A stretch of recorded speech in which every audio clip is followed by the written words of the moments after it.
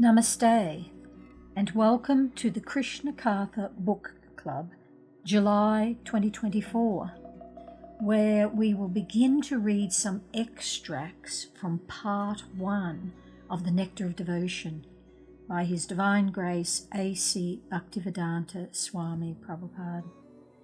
The Nectar of Devotion is a summary study of the Bhakti Rasamrita Sindhu, which was written in Sanskrit by Rupa Goswami. He was the chief of the 6 Goswamis who were direct disciples of Lord Chaitanya Mahaprabhu.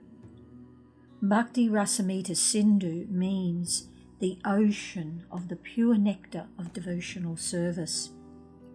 It is estimated that Rupa Goswami finished writing this book in Vrindavan in the year 1552. This Vaishnava classic analyzes the various stages of bhakti, devotion, as a methodical practice resulting in love for the Lord. The Nectar of Devotion guides the reader from the very beginnings of sadhana bhakti, devotional service in practice, all the way to the highest limits of prema bhakti, spontaneous pure devotional service for the Lord. Srila Bhaktivedanta Swami Prabhupada subtitled this summary study, Nectar of Devotion, with the complete science of Bhakti Yoga, to stress the scientific nature of Bhakti Yoga. His final writing in the book was for the preface on the 13th of April 1970, and that same year the book was published. The Nectar of Devotion contains 51 chapters that are divided into 4 parts. As Rupa Goswami described the book as an ocean of pure nectar of devotional service, each part is referred to as an ocean, and each of the 4 oceans contains waves.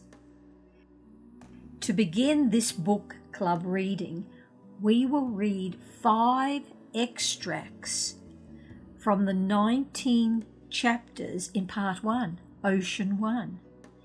So within these 19 chapters of Ocean 1, it is divided into 4 waves.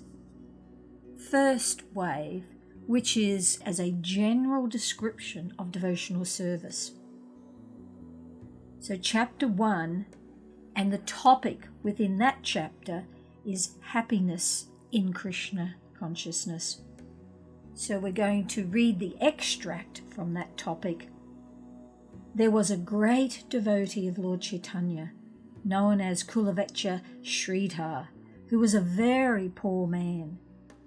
He was doing a small business selling cups made from the leaves of plantain trees, and his income was almost nothing. Still, he was spending 50% of his small income on the worship of the Ganges, and with the other 50% he was somehow living. Lord Chaitanya once revealed himself to this confidential devotee, Kulavacha Sridhar, and offered him any opulence that he liked.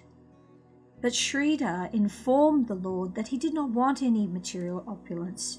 He was quite happy in his present position and wanted only to gain unflinching faith and devotion unto the lotus feet of Lord Chaitanya. That is the position of the pure devotees. If they can be engaged 24 hours each day in devotional service, they do not want anything else, not even the happiness of liberation or becoming one with the Supreme. So that was one description of the characteristics of pure devotional service. Second wave: regulative principles for executing devotional service. We will look at chapter 10, and the topic within that chapter is meditation on executing devotional service. So here is an extract. In some of the Puranas, the evidence is given that if someone is simply meditating on devotional activities, he has achieved the desired result and has seen face to face the Supreme Personality of Godhead. In this connection, there is a story in the Brahma Vaivata Purana that in the city Pratasthanapur in South India, there was once a Brahmana who was not very well to do, but who was nevertheless satisfied in himself, thinking that because of his past deeds and by the desire of Krishna, he did not get sufficient money and opulence. So he was not at all sorry for his poor material position, and he used to live very peacefully. He was very open-hearted, and sometimes he went to hear some lectures delivered by great realized souls. At one such meeting, while he was very faithfully hearing about Vaishnava activities, he was informed that these activities can be performed even by meditation. In other words, if a person is unable to actually perform Vaishnava activities physically, he can meditate upon the Vaishnava activities and thereby acquire all of the same results. Because the Brahmana was not very well to do financially, he decided that he would simply meditate on grand royal devotional activities, and he began this business thusly. Sometimes he would take his bath in the river Godavari. After taking his bath, he would sit in a secluded place on the bank of the river, and by practicing the yoga exercises of pranayama, the usual breathing exercise, he would concentrate his mind. This breathing exercise is meant to mechanically make the mind fixed upon a particular subject. That is the result of the breathing exercise, and also of the different sitting postures of yoga. Formerly, even quite ordinary persons used to know how to fix the mind upon the remembrance of the Lord, and so the Brahmana was doing this. When he had fixed the form of the Lord in his mind, he began to imagine in his meditations that he was dressing the Lord very nicely in costly clothing with ornaments, helmets, and other paraphernalia. Then he offered his respectful obeisances by bowing down before the Lord. After finishing the dressing, he began to imagine that he was cleaning the temple very nicely. After cleansing the temple, he imagined that he had many water jugs made of gold and silver. And he took all those jugs to the river and filled them with holy water. Not only did he collect water from Godavari, but he collected from the Ganges, Jamuna, Narmada and Kaveri. Generally, a Vaishnava, while worshipping the Lord, collects water from all these rivers by mantra chanting. This Brahmana, however, instead of chanting some mantra, imagined that he was physically securing water from all these rivers in golden and silver water pots. Then he collected all kinds of worshipable paraphernalia, flowers, fruits, incense, and sandalwood pulp. He collected everything to place before the deity. All these waters, flowers, and scented articles were then very nicely offered to the deities to their satisfaction. Then he offered Artik with the regulative principles. He finished all these activities in the correct worshipping method. He would daily execute similar performances as his routine work, and he continued to do so for many, many years. Then one day, the Brahmana imagined in his meditations that he had prepared some sweet rice with milk and sugar and offered the preparation to the deity. However, he was not very satisfied with the offering because the sweet rice had been prepared recently and was still very hot. This preparation, sweet rice, should not be taken hot. The cooler the sweet rice, the better its taste. So because the sweet rice was prepared by the Brahmana very recently, he wanted to touch it so that he could know whether it was fit for eating by the Lord. As soon as he touched the sweet rice pot with his finger, he immediately was burnt by the heat of the pot. In this way, his meditation broke. Now, when he looked at his finger, he saw that it was burnt, and he was wondering in astonishment how this could have happened.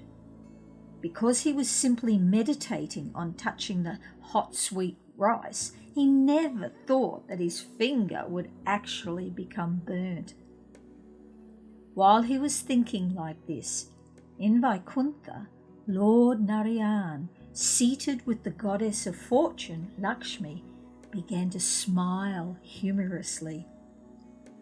On seeing this smiling of the Lord, all the goddesses of fortune who were attending the Lord became very curious and asked Lord Narayan why he was smiling.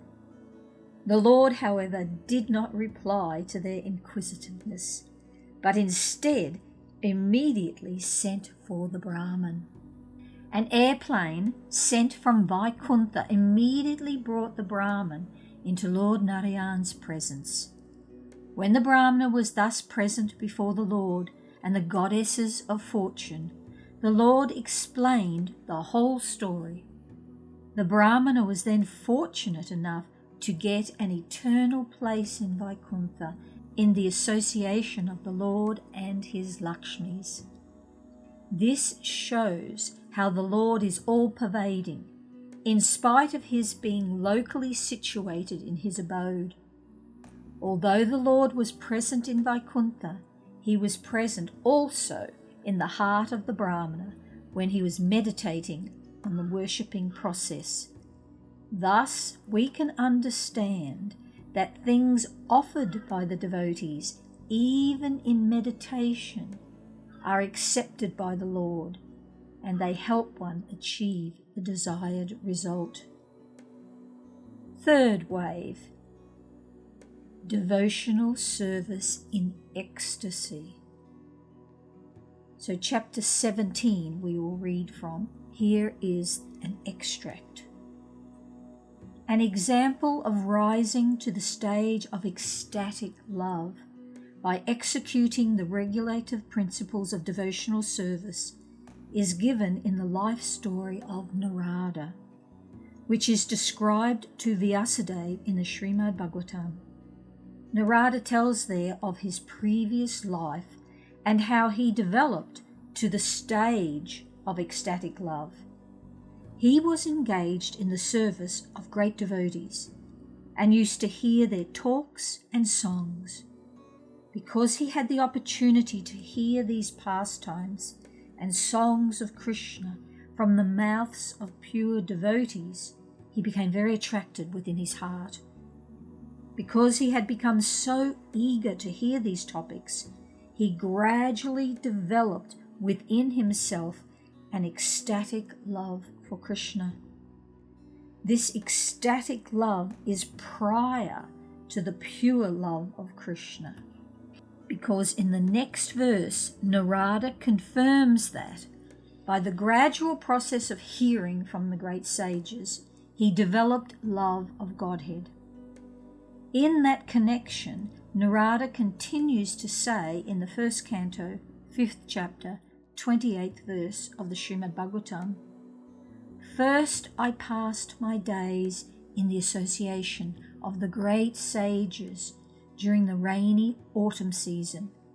Every morning and evening I heard them while they were singing and chanting the Hare Krishna mantra, and thus gradually my heart became purified. As soon as I heard them with great attention, the influence of the modes of material ignorance and passion disappeared, and I became firmly fixed in devotional service to the Lord." Fourth wave. Ultimate goal, love of God.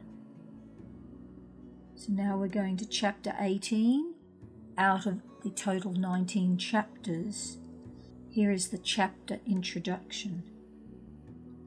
Rupa Goswami next describes the characteristics of a person who has actually developed his ecstatic love for Krishna, which is what Narada Muni had been describing previously.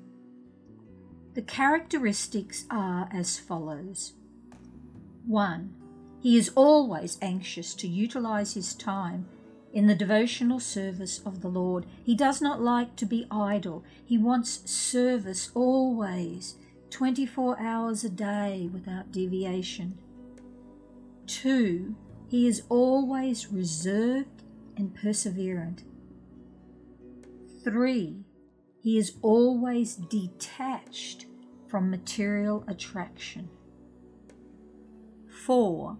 He does not long for any material respect in return for his activities. 5.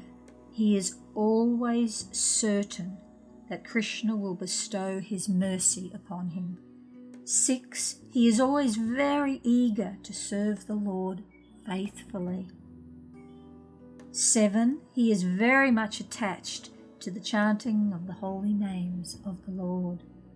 8. He is always eager to describe the transcendental qualities of the Lord. And 9. He is very pleased to live in a place where the Lord's pastimes are performed. So all those 9 points were then broken down and described in this chapter. And we will look at one topic, eagerness for achieving the desired success. When one is sufficiently eager to achieve success in devotional service, that is called samyudkanta. This means complete eagerness. Actually, this eagerness is the price for achieving success in Krishna consciousness. Everything has some value, and one has to pay the value before obtaining or possessing it. It is stated in the Vedic literature that to purchase the most valuable thing, Krishna consciousness, one has to develop intense eagerness for achieving success. This intense eagerness is very nicely expressed by Bilva Mangala Thakur in his book Krishna Karnamrita. He says, "I am eagerly waiting to see that boy of Vrindavan whose bodily beauty is captivating the whole universe, whose eyes are always bounded by black eyebrows and expanded like lotus petals, who is always eagerly glancing over his devotees and therefore moving slightly here and there. His eyes are always moist, and his lips are coloured like copper. And through those lips there comes a sound vibration which drives one madder than a mad elephant. I want so much to see him at Vrindavan. So this ends our first reading from Srila Bhaktivedanta's summary study of the first ocean of the Bhakti Rasamrita Sindhu. For the August book club, we will read verses from part 2, Ocean 2, as well as hearing more about the author, Rupa Goswami. Namaste.